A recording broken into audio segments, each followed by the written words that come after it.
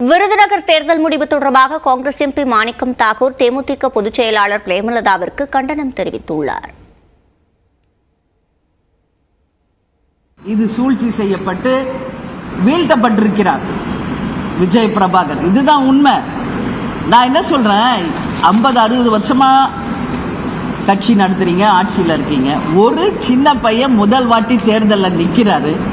அப்படி ஜெயிச்சாதான் என்ன போச்சு உங்களுக்கு? 39 தொகுதி நீங்க ஜெயிச்சதை அறிவிச்சுட்டு இருக்கீங்களா? ஒரு தொகுதியில கடைசி வரைக்கும் போராடி வருகிறாரே ஒரு இளைஞர், அப்படின்னு பெரிய மனசோட நீங்க அவரை ஜெயிக்க வச்சிருந்தீங்கன்னா இந்த ஆட்சியை நான் தலைவணங்கி நான் போற்றி இருப்பேன், வரவேற்று இருப்பேன். அறிவிப்பு அவர்கள் முன்னால் தான் நடந்தது. 22 சுற்றுக்கள் முடிந்ததற்கு பின்னாலே அவர்கள் 4700 வாக்குகளை பின்தங்கிய நிலையிலே அவர் வாக்குச்சாவடியை விட்டு விலகி சென்றார்கள். அறிவிப்பு தோற்றுவிட்டோம் என்று நினைத்து அதற்கு பின்னாலே ஒரு நாள் கழித்து சென்னையில் அமர்ந்து கொண்டு திருமதி பிரேமலதா அவர்கள் இப்படிப்பட்ட பேச்சுக்கள் பேசுவது என்பது அபத்தமான பேச்சு.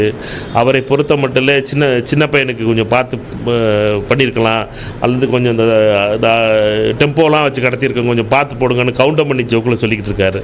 இதெல்லாம் ஒரு அரசியல் முதிர்ச்சியின்மையை காட்டுகிறது. இதை அரசியல் ரீதியாக அவர்கள் சந்திக்க வேண்டும். இப்படி சின்ன பையன் கொஞ்சம் விட்டுருக்கலாமே, போயிருக்கலாமேன்னு சொல்லி கவுண்டர் பண்ணி வடிவேல் ஜோக்கெல்லாம் சொல்லிக்கிட்டு இருக்கிறதுல பிரயோஜனம் இல்லை.